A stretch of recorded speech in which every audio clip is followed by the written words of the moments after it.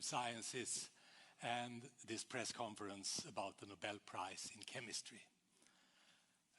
It's good to see so many familiar faces here also today, and let me also extend a special welcome to all of you who are watching this press conference on the internet or on TV. I'm Göran Hansson, Secretary General of the Academy, and with me today are two members of the Nobel Committee for Chemistry. On my right, Professor Pernilla Vittung-Stavsede, and on my left, Professor Peter Schomfei. The Academy met in session this morning, again, now to decide on the Nobel Prize in Chemistry, and we are now ready to announce the result to you and to the world.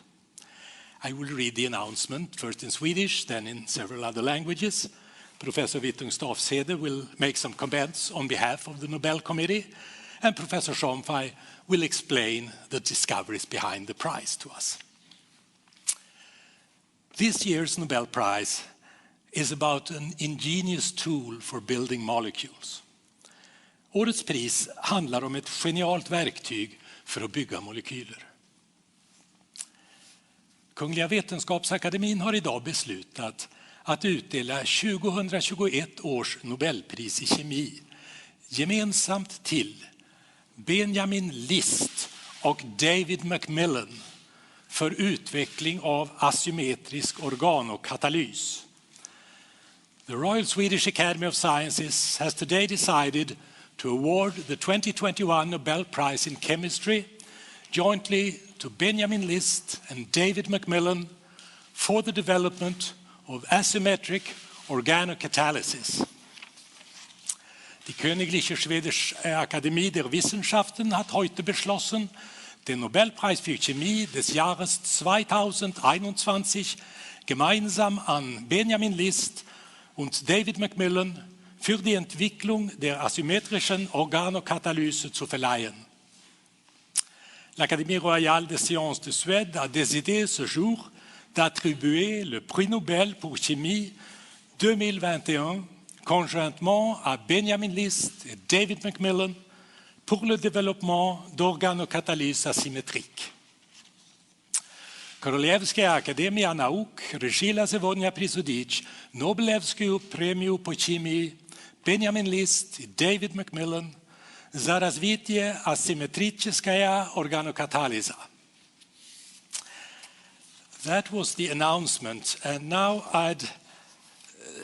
we have some biodata about the new Nobel laureates.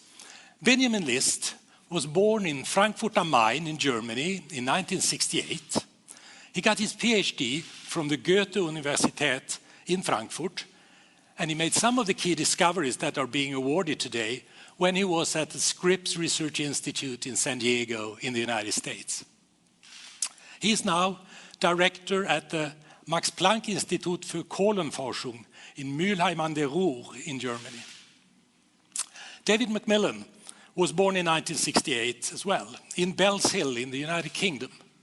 He received his PhD at the University of California at Irvine. He made some of his key discoveries when at the University of California, Berkeley, and he's currently with Princeton University, also in the United States. So with that, I'd like to ask Pernilla Vittung-Stavsede to make some remarks on behalf of the Nobel Committee. Pernilla. Thank you, Göran. I'm very honored to introduce this year's Nobel Prize in Chemistry. The prize is about making chemical molecules, and the laureates have developed a truly elegant tool for this, simpler than one could ever imagine. The world is full of molecules, from simple ones, such as the oxygen that we breathe, to complicated pharmaceuticals that cure diseases. Living organisms, like humans, are made up of an astronomical number of molecules of different complexity. In fact, all kinds of materials, plastics, perfume, food flavoring, batteries, drugs, are molecules. To make molecules, we need to link individual atoms together in specific arrangements. That is not an easy task. Most chemical reactions are very slow, so we need to help them. A catalyst is a substance that drives reactions but is not involved in the reaction itself. So up to year 2000, we only knew about two forms of catalysts, enzymes that speed up, in essence, all chemical reactions in living organisms, and metal complexes. But in year 2000, everything changed. Then Benjamin List and David MacMillan independently reported that you can use small organic molecules to do the same job as big enzymes and metal catalysts in reactions that are precise, cheap, fast, and environmentally friendly. The discoveries initiated a totally new way of thinking for how to put together chemical molecules. This new toolbox is used widely today, for example, in drug discovery and in fine chemicals production. It's already benefiting humankind greatly. Thank you. Thank you, Pernilla. Now the word goes to Peter Schomfei, who will explain the science behind the prize to you. Peter, the floor is yours. Thank you, Göran.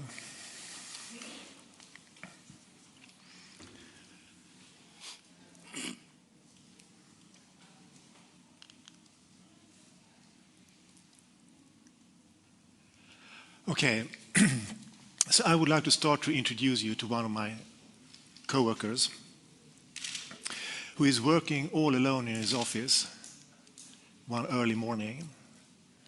But please look carefully at the slide. Is he all alone? No, of course not. He's surrounded by friendly molecules, molecules that makes his coffee taste great, that keeps his food fresh, smoothing his skin. And as you probably can see from the picture, he's working on a very important press conference, so he's a bit stressed. So he also needs some molecules to relieve him from his headache. Now, some of these molecules are isolated from natural sources, others are man-made. And the question is, how do we make man-made molecules? Well, the answer is straightforward. We make them from simple building blocks and forging them together. But to be able to do that, we need two things. We need good and powerful reactions, and we need good methodology. And this year's prize is about the development of a new, powerful methodology for making organic molecules. Before we proceed to discuss the actual prize, there's one more thing we need to know about organic molecules. Some molecules are like our hands. They are non-identical mirror images of each other. So our hands, they are both hands, but they are not identical. They are simply mirror images of each other. And one such molecule, just to give you an example, is limonene. One mirror image of limonene smells like orange. The other one smells like lemon. Now, what does that really mean? It means that our bodies are capable of differentiating between the two mirror images. And if you don't believe me, I have the two different mirror images here, and you're welcome to smell them afterwards, and I can guarantee you that you will smell the difference. Now, if our bodies can differentiate between two such simple molecules, then of course it will be able to differentiate between the mirror images of drug molecules that can have a different physiological response. And it then becomes important to selectively be able to manufacture only one of the two possible mirror images. We have two techniques available for that. One is metal catalysis, and the other one is using enzymes.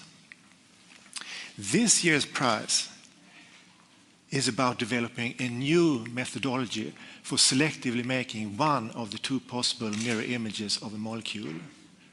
And it is done by using designed small organic molecules, and it's referred to as asymmetric organocatalysis. It started by two key observations in the year 2000 made by this year's laureates, and I will discuss them separately. So Benjamin List started with a reaction that is known as the aldol reaction. It's an important reaction in organic chemistry where two molecules are forged together and at the same time creating a new carbon-carbon bond. And the two product molecules are formed as two different mirror images of each other, non-identical. Now, this reaction is ongoing constantly in our bodies, where it's catalyzed by an enzyme called aldolase A.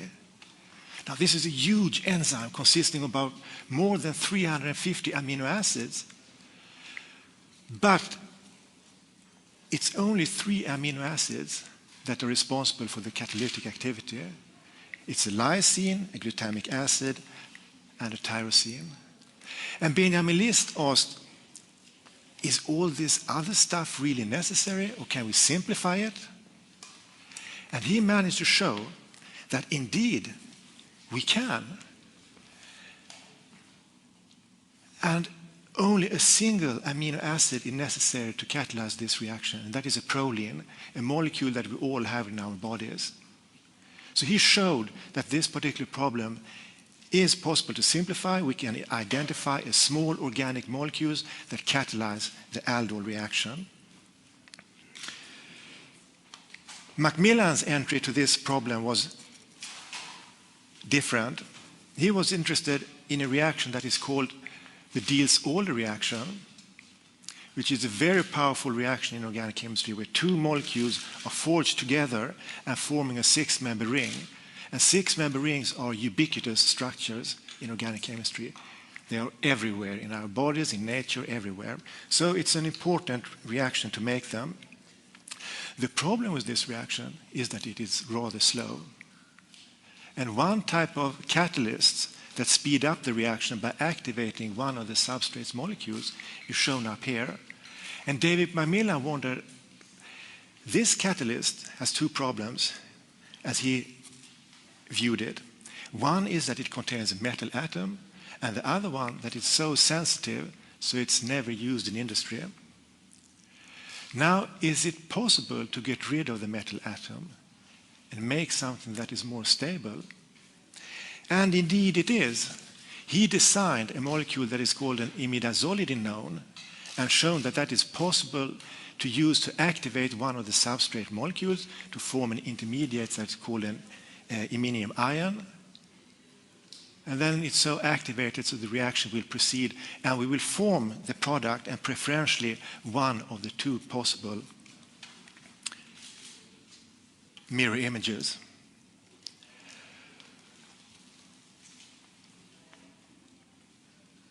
This year's laureates showed that it is possible to design small organic molecules to act as asymmetric catalysts. They rationalized their finding, which is very important, and this resulted in an immediate response and activity from the scientific community. And as a result, today we have a large number of organic catalysts available, and we also have a large number of reactions which they catalyze. Now, what is the consequence of this? The consequence is that we now have a new powerful tool. New powerful tool available for making organic molecules. Compared to metal catalysis, organocatalysis is a more sustainable alternative.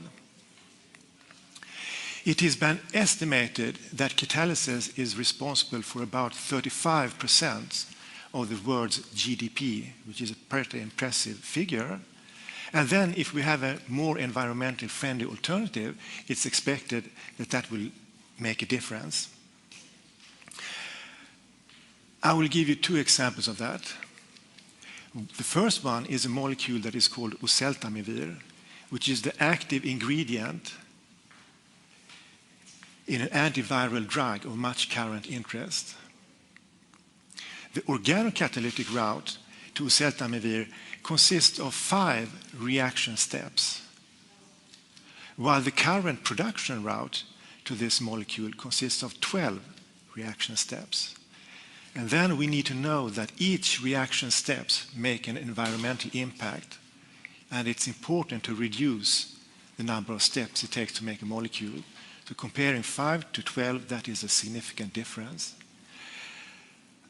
I will give you one more example, and that is the molecule strychnine. Now, as you all know, strychnine is a very poisonous molecule, and you would ask, naturally, who in the earth is interested in making strychnine? And the answer is, well, nobody, of course. But this molecule has a significant interest to organic chemists because it has a very complex structure, and it is then a good measure to show how efficient our methodology is by comparing it to previous methods of making it. And the organocatalytic route is 7,000 times more efficient in making strychnine compared to the original route, which is once again showing the power of this methodology.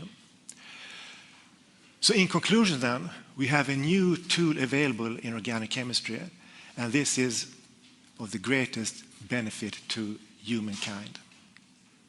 Thank you. Thank you very much, Peter, for that excellent presentation. And now it's time for questions.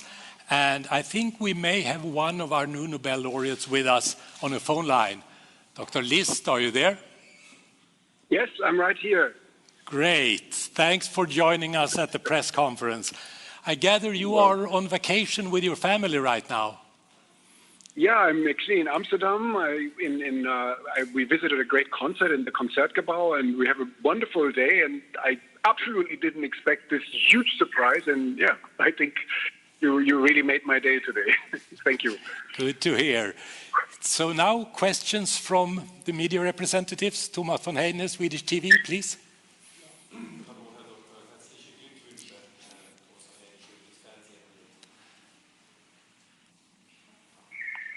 Sorry. Herzliche Glückwünsche, Herr Doktor. This is Swedish television. Oh, vielen Dank. Tack så mycket. We'll do it in English. I think that's required. Yeah.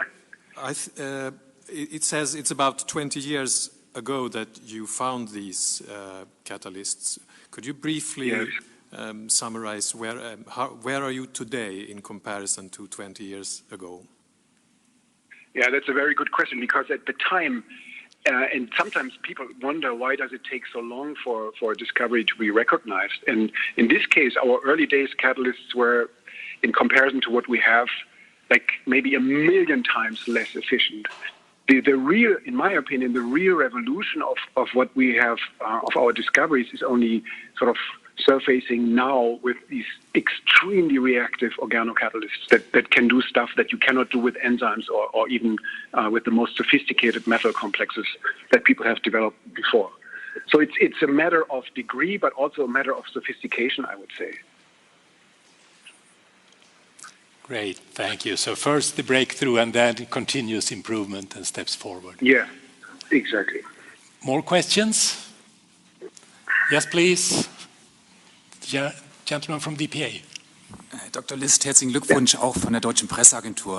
I do this in English. Vielen Dank. What was your first feeling when you got this famous telephone call from Stockholm this morning?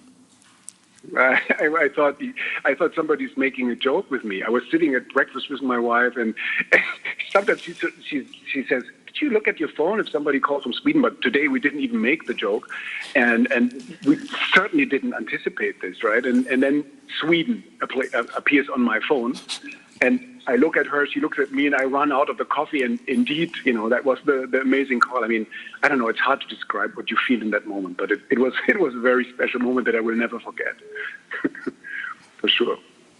Thank you. David Keaton, Associated Press. Hello, David Keaton, Associated Press. Congratulations on this award. Professor, when these discoveries were made 20 years ago, did you realize immediately the impact that this would have? Did you foresee a little bit where this field of studies would go? Or has it surprised you at the same time as science has progressed on through these discoveries over these last 20 years? Thank you. Yeah, thank you very much for the question. I mean, the thing is, I really felt at the time, I literally felt like I'm the only one working on this. And I didn't know that Dave, also in California, was also working on it. We didn't know from each other at the time. And when I did this experiment, I didn't know what would happen, and I thought maybe it's a stupid idea or somebody has tried it already. And then when I saw it worked, I did feel that this could be something big. That's certainly true. But That this would happen, of course, in that moment, no way. I didn't anticipate that. It's a great story when research at its best, when it's a sudden breakthrough here. Yes, more questions? Yeah. Yes, please. Congratulations on the prize. My name is congratulations on the prize. My name is Anneli Megner-Arn from Swedish TV4. I wonder, these organocatalysts, how does it work that they only make one of these mirror images and not the other? Yeah, that's a good question. I mean, this is a mystery that chemists and scientists in general have not been able to answer. Why in the world is biology single-handed? Why do we have this preference in nature? We don't know this. We don't know this until today. That's my honest answer. Sorry.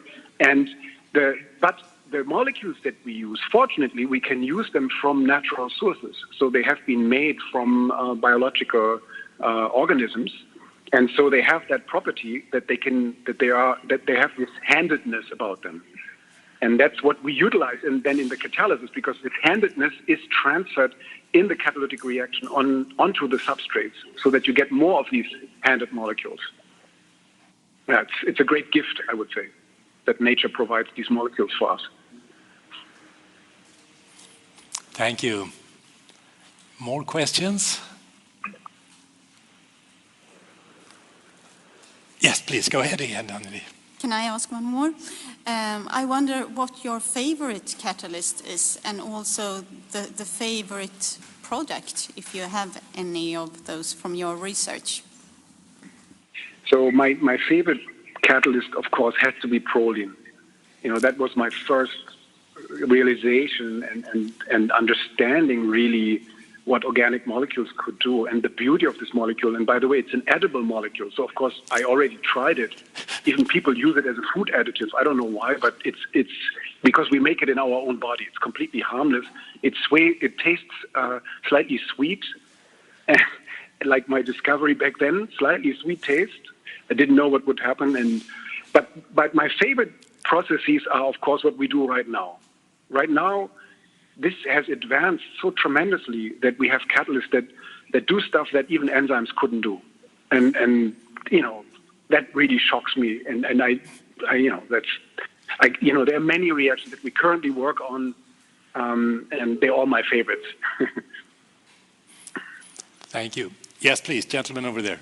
Philip O'Connor, the Reuters news agency. Could I just ask you, what do you think winning this prize will mean for your future research? That's a good question. I don't know. I was just asking myself this question. What am I going to do now? But I can assure you we have a few more plans. Like I always like to go to the extremes. Can we do things that were just impossible before? And I think this award, of course, gives me this even more of the freedom that I already enjoy as a Max Planck scientific member. We have the freedom really to do whatever we like to do research-wise, and now I feel even freer, if that's the word. And yeah, this is very, very exciting. And I hope I live up to this recognition and continue discovering amazing things. That's at least my goal. Very good. Are there any more questions to Dr. List?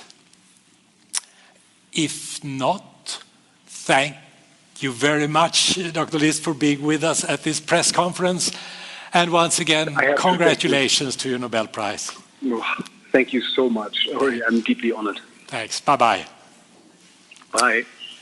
And now, time for questions to the panel. Do you have any questions for us? Yes, please, David Keaton again. Go ahead. Thank you, David Keaton, Associated Press.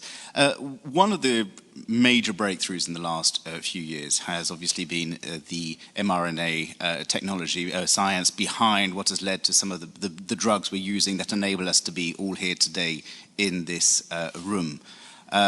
Obviously, I understand that you cannot talk about the other nominations and everything, but personally, from your own perspectives, the science that you've been reading over these past few years, when you've been coming across these papers, these scientific papers, do you look and stop and think, this is maybe a future Nobel Prize for the years to come? Do you want to start, Pernilla? Should I answer that? Go ahead. Well, as you say, we can't comment on other people's nominations or possible prizes. But what I want to say is that the work that we do in the committee, we do very thorough analysis and looking back and looking at the discoveries and who made the discoveries. So it takes time because it's very thorough and therefore very slow. So having said that, this is, of course, an extremely important topic that we are thinking about. But there will be more years, more Nobel Prizes. We've learned in the history of the Nobel Prize that it's best to be very careful and check under each and every stone rather than rush ahead. And that's part of what's built the legacy of the Nobel Prize to what it is now. So I think we'll continue in that way. So stay tuned for future Nobel Prizes. More questions?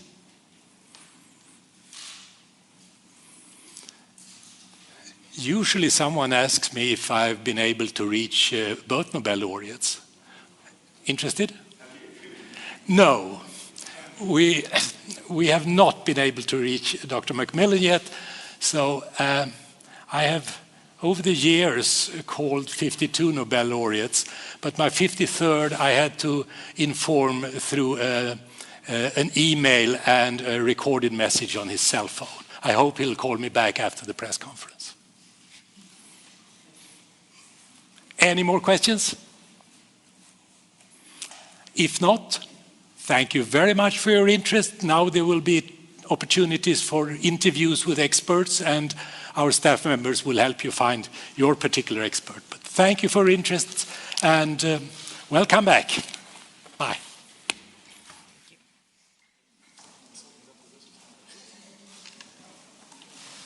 Ringer upp dig så fort du har